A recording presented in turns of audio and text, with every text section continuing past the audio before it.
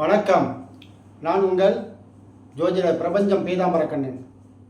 இன்று என்ன தகவல் பார்க்க போகிறோம்னா, ஒருவருடைய ஜாதகத்தில் பரிவர்த்தனை பெற்ற கிரகம், பரிவர்த்தனையோடு சேர்ந்த கிரகம் எந்த மாதிரி பலன்களை கொடுக்க போகிறதுன்றத இன்று விளக்கமாக பார்ப்போம்.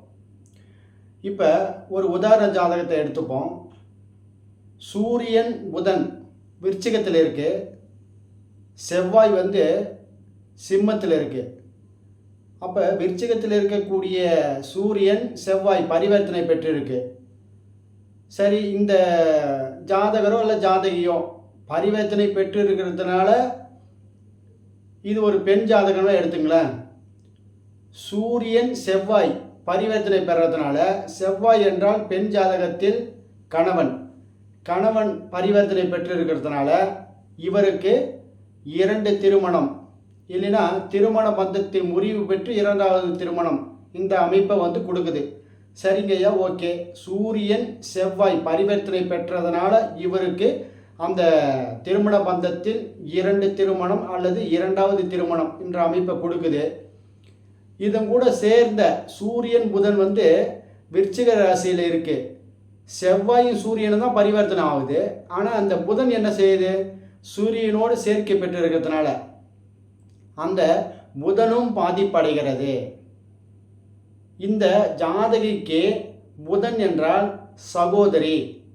அந்த சகோதரனுடைய வாழ்க்கையும் திருமண வாழ்க்கையும் கேள்விக்குறியாக, சிக்கலாக, போராட்டமான வாழ்க்கையை கொடுக்கிறது. இப்போ இவங்க ஜாதகத்தினால அந்த ஜாதகிக்கு திருமண வாழ்க்கையை முறிவோ இல்லை போராட்டமோ இல்லை சிக்கலோ இல்லை வம்போ வழக்கோ இருக்குதுன்னு வச்சுங்களேன். அதுக்கு காரணம் இவங்களுடைய ஜாதகத்தில் கிரகங்கள் காமிக்குது. ஆனால் இந்த ஜாதகத்தை வைத்து அந்த ஜாதகம் கெட்டு போச்சுன்னு சொல்லக்கூடாது. அவங்களுடைய வாழ்க்கை முறையை, வாழ்க்கை பயணத்தை, இந்த ஜாதகியினுடைய தங்கையினுடைய வாழ்க்கை பயணத்தை இந்த ஜாதகியினுடைய ஜாதகத்தில் குறியிட்டு காமிக்குது. இப்போ நம்ம நாடி ஜோதிடத்தில் உறவுகள் முறை, சூரியன் தந்தை, செவ்வாய் கணவன், சந்திரன் தாய் மாமியார், புதன் வீட்டு பெண்கள் சகோதரி, இதை தான் நம்ம முக்கியமாக குறிப்பிடணும். இப்போ இந்த சூரியன் செவ்வாய் பரிவர்த்தனை பெற்றிருக்கு. அந்த சூரியனோடு புதன் இருக்கிறதுனால புதன் என்றது சகோதரி. அந்த சகோதரிக்கு இவங்களுக்கு சம்பந்தமே இல்லை. இவங்க வாழ்க்கை தனி, அவங்க வாழ்க்கை தனி. ஆனால் இவங்களுடைய வாழ்க்கை சிக்கல், போராட்டம், 2 திருமணம், 2வது திருமணம், அதை விட்டுருங்க. ஆனால் இவங்களுடைய சகோதரிக்கும் அந்த மாதிரி தொல்லை, திருமண பந்தத்தில் தொல்லை, திருமண விஷயத்தில் தொல்லை, திருமண போராட்டமான வாழ்க்கை அப்படின்றத இவர்களுடைய ஜாதகத்தில் தெல்ல தெளிவாக கண்ணாடி போல் ஏன் உட்கார்ந்துருக்கு? ஏன் கிரகங்கள் சுட்டி காட்டுது? இவங்க பிறந்த பிறகு 4 வருஷம் கழிச்சு அந்த ஜாதகி பிறக்கிறாங்க. இவங்க சூரியன் புதன் விருச்சிக ராசியில் இருக்கும் பொழுது கார்த்திகை மாதத்தில் இவங்க பிறக்கிறாங்க. இவங்களுடைய தங்கை 4 வருடம் கழிச்சு பிறக்கிறாங்க. அந்த தங்கையினுடைய வாழ்க்கையை அதுக்கு முன்னாடி சுட்டி காட்டுது. ஒரு பிரபஞ்சத்தில் ஒரு நிகழ்வு இன்னொரு நிகழ்வோடு தொடர்பு போல கொண்டது, செயின் மாதிரி.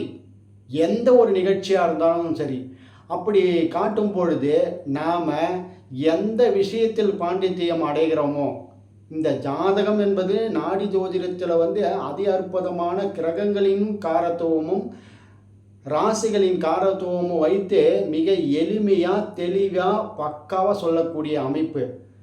இப்போ மற்ற முறையில் இதை போய் பார்க்கும்போது திசா புத்தி அந்தரம் இந்த மாதிரி போகும்பொழுதும் அதனுடைய தன்மையை காட்டும்.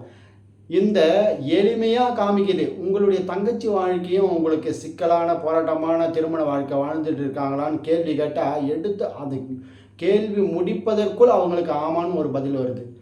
அது ஏன் அப்படி கேட்குறேன்னா, ஒரு கிரகம் வக்கரம் பெறும் பொழுது, பரிவர்த்தனை பெறும் பொழுது அதனுடன் சேரும் கிரகமும் அது கூட சேர்ந்து பாதிப்படையுதுன்றத நாடி ஜோதிடத்தினுடைய விதி அதி அற்புதமாக தெல்ல தெளிவாக எடுத்து காமிக்குதுன்றத உங்களுடைய இந்த வீடியோ மூலம் உங்களுக்கு பதிவு பண்ணுறேன்.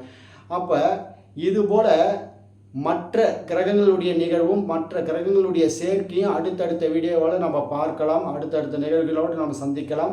நமது நேயர்கள் ஆற்றில் ஓடும் நீரோடை போல பிரபஞ்சத்திற்கு நற்காரியங்கள் செய்து நற்பலன்களை பெற்று இறைவனுடைய ஆசையை பெற்று வாழுங்கள். நன்றி, வணக்கம்.